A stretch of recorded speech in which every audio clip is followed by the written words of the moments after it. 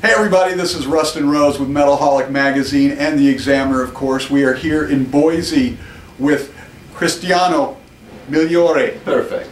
Of Lacuna Coil. Well, everybody's always talking to Christina and Andrea, so it's like it's time to talk to somebody else. Plus, absolutely, they're over at our hometown Best Burger, Big Judd's trying Mouse trying to suck down the big 2-pounder. So we'll see if he's alive when he gets back. We'll see if we can play a show tonight. Hopefully we will. You guys didn't get to play your show last night. You were supposed to play in Portland Friday the 13th, and everything went wrong. Everything went wrong. Basically, after spending 3 days in LA, playing a show at a key club, going to the Golden Gods Awards and all that stuff, we're supposed to drive all the way to Portland, which is like 1,005 miles or something like that. We leave at 2 a.m. and 150 miles later the radiator breaks down. So we try to find a shop in the area. They don't have the radiator that we need to exchange, and we have to drive all the way back to LA. Spend the whole day at the shop, like nothing around it for miles. Leave at 2 a.m. again after finally the radiator has been fixed, and drive all the way to Boise. And now, because for the love of the fans, after tonight's show, you guys are going to turn around and go back to Portland. Luckily, so as not to let them down. Exactly. Luckily, we were able to work with the promoters and stuff, and save the show. I mean, that's rock and roll, people. Yeah, I mean, we were really looking forward to go there because it's been a while since we played Portland, and especially with this headliner tour, which we're doing right now, we really didn't want to disappoint our fans over there. So we rerouted the shows and stuff, and we had a day off tomorrow. And well, it's been a while since we've had you out here in the Pacific Northwest. I think we were just talking the last time you were actually here in Boise was when you came in and snuck in on that Flyleaf show when you were doing a Northwest tour. But I remember the last headline show you guys did here too, was just incredible. And the new album, Dark Adrenaline, just recently came out. Excellent album. Thanks. I know every album you want to be better than the last one, and it doesn't always work that way, but I think this one, if not better than Shallow Life, certainly has as good a vibe to it, but it's got a life of its own. It's a different feel to it and everything. Very special album. You got a lot of songs on there that could definitely be radio stuff. And I was sort of thinking about that. It's like, who do you everybody always wants to identify a band with somebody else. And Lacuna Coil is one of those few bands that really sort of has a signature sound that's truly all your own. So I think that's a pretty special thing for you guys. So you guys had a big lead up, a lot of good stuff coming into this album. You guys had the first single, Trip to Darkness, was on the Underworld, the Fourth Underworld soundtrack. Exactly. And then of course you guys were nominated for the Revolver Golden Gun Award for Best International Band. And no disrespect to ex-Japan, but please, over Lacuna Coil, really? So it happens. So just a lot of great stuff going on for you guys. Where did our light go? No, it's not bad. We can keep going. Okay, just making sure. Just like on a real stage, the lights sometimes go out on you. Depending on the mood, you know. And then, of course, you guys just finished the Gigantour. So did that? I'm assuming that went really well. You had some great. It went great. I mean, we were already excited before we started the tour because of playing with Megadeth, Motorhead, and even Volbeat, which at the time we didn't know personally. Was great. Like, it was a great start for this album, and it was really good because even though we were the opening band and we started playing at like 6 p.m., 6:30 p.m., there were already a lot of people like coming up and like checking the show and everything. So it was a really good tour and a really good start for this touring cycle, you know. Well, that's good, and I think with this new album, Dark Adrenaline, this is going to be like maybe that key album for you guys. Shallow Life sort of opened that door, but this may be the one, at least here in the States, that really pushes that door wide open for you guys, so you can do a lot more touring as a headliner or direct support on the bigger tours and everything. Now, you guys on this album went back to Don Gilmore producing. is there some sort of chemistry or something that you've got there, this connection that really helps work for you guys? Absolutely. When we worked with Don the first time on Shallow Life, we actually realized that it was really relaxed and like really good to work with him, because he's not the kind of guy who tries to make you do stuff you don't want to. You know, I mean, he actually understands what the band is all about, like what the ideas are, and tries to help you to get to the point. You know, I mean, we when we started working with him, we already had like most of the songs pretty much done. You know, so we sent him the demos, and he was really excited about it too. And he's like, "Well, let's do it again." You know, so he came out to Italy, to our hometown Milan, and we recorded all the music for the album in our hometown. It was great. I mean, it was something that we definitely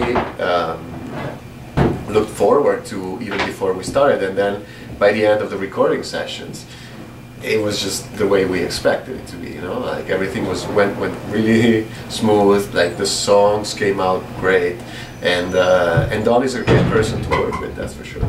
And as you said, it turned out really well. Now, you guys have sort of an unusual, in most bands, the songwriting's done by the singers or the people that you see their faces up front, like Andrea or Christina, or the guitar players and stuff. But in this band, Miles, your bass player, really is the primary composer.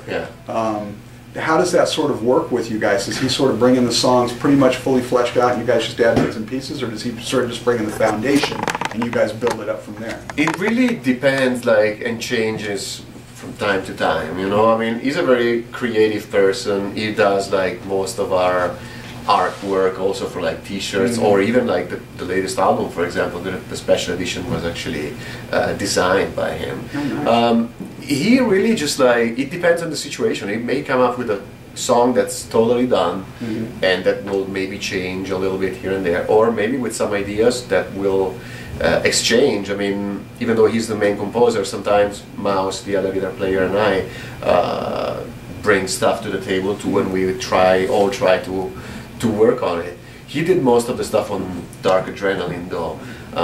He was like very, I don't know, I mean, he was in a very creative mood and he came up with most of the stuff. And I think they sound really good. I mean, we didn't even have to go and change things very much, you know. He came up with most of the songs pretty much done. I mean, except a few songs, a couple of songs that we have in the album. Everything else was pretty much done, and they all only had to work on the vocal lines and lyrics with Andrea and Christina. Right. And my apologies to Marco. I meant to say Marco. I said Mouse, the other guitar player, who was actually also named Marco. Yeah, so. yeah. I mean, it's a bit confusing, unfortunately. But I was just telling him, you got 3 Chris's in the band, 2 Marcos. Yeah. So now, you guys have 2 vocalists, and that's not entirely unusual, especially when you got a male and female. But a lot of times in this genre, you got the male who's the growler and the female who's like the lilting voice. Yeah. In this band, both sing pretty much with clean vocals and everything. So how do you guys sort of decide when you have a song who's going to take which parts?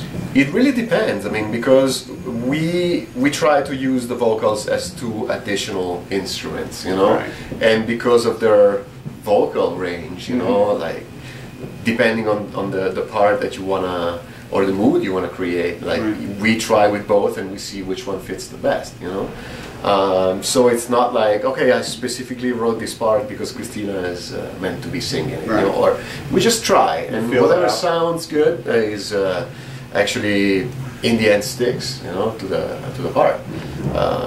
It's really easy because we are not trying to give Christina more exposure than Andrea or the other way around. I mean, as I say, like thinking about the voices as 2 additional instruments allows us to actually get something that's really close to what we have in mind when we're writing the song. You know? Well, yeah, I mean, it really does give you that extra added flavor. It's not like one's one extreme and the other's another. They Right. both meld very well together, but yet offset each other really well. Absolutely. And it seems to work perfectly on each song, how you pick to go where, which is obviously the idea. Yeah, we try at least. You know? You guys released, as we already said, Trip to Darkness was the first single. Yeah. Have you guys picked the second single yet? We are thinking about it right now. I mean, we haven't decided yet, but I mean, the problem is that with this album, we feel like there's, as you said, so many songs that may actually be a single. It's hard for us to come up with a definite, you know, answer like, oh, this is it. This is gonna be the next. We're gonna release everyone in order on the album until we get it all done. That'd be great. But our vote, Give Me Something More, or my favorite on the album, Kill the Light. Okay. So I think that would be a phenomenal one. So that's actually, if you're out there listening, Century Media. Those two songs are actually the most voted songs to be a single by our fans. Well, how much of the album, because you guys, now we're talking the Dark Legacy tour that you guys are out on now, you guys are playing like 2.5 hours a night, I think. A couple hours, 2 hours. Okay. You guys are playing stuff from all the albums, basically. How much of the Dark Adrenaline album are we actually going to get to hear? There's going to be a lot, but as the name of the tour suggests, this is more focused on the past of Lacuna Coil rather than being the official Dark Adrenaline tour. I mean, we're still playing a good like 7 songs of the album. So I mean, that's more than most people play when they're on their album tour for that album. So. But we're mostly focusing on the older material. So this was actually done on purpose to give our older fans, like die-hard fans, something special. We play songs that we have never actually played in the States before. Oh wow, awesome! That would be fantastic because I'm one of those fans. So there you go. This is for you. There you go. Now, and I just thought I'm so excited now. I totally lost my train of thought. What I was going to ask now. But the Dark Passengers DVD, you guys, one of the special editions anyway, has a DVD where you guys all do like a film clip of some sort, where you all play a different part and everything. Tell us a little bit about that. Well, the idea came up when we were trying to decide whether we wanted to have like a bonus DVD or not, and we were like trying to figure out if it was worth doing it and come up with some special idea, you know. So basically, because of the whole Dark Adrenaline theme and whatever, we decided to.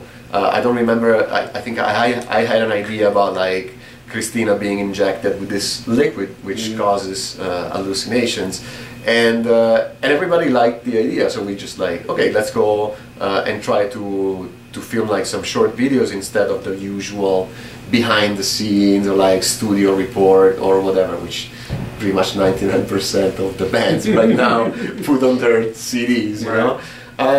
Century Media really liked the idea, and we worked things out so that Saku, the director who actually did the Spellbound and I Won't Tell You video, this Italian guy, who's also like a really good friend, told us it was available and really liked the idea as well. So while we were like touring Italy for like 8 shows, I think, we had a day off in Rome where this guy is based, and we went in and shot all the 6 episodes in just one day, one and a half day, I think. Wow. So basically, it takes that long to shoot one video. It was crazy. We just went there in the morning and just basically worked until late at night, and then half of the next day before the show in Rome. It was really a lot of fun because I mean he came up with the scripts. He sent us those over, and we read them, and we tried to like change a few things here and there, and finally we got to the final idea that is actually on the DVD. So nice. That's pretty cool. So now because a lot of that stuff, because you guys are from Europe, a lot of that stuff is easier to find in Europe, but is it accessible to American audiences to get a copy of that? Or I think it's actually I don't know which edition gets released. Yeah, there's like where and 40 stuff. editions of Yeah, the album. There's so many of this album that I actually lost track by now. Right. I know that some editions were actually only sold in Europe, Right. but I think you can find this one with the DVD also in the States. It's the Digipack Deluxe edition that you can find. Worst case scenario, you can buy it off Amazon or whatever. You know?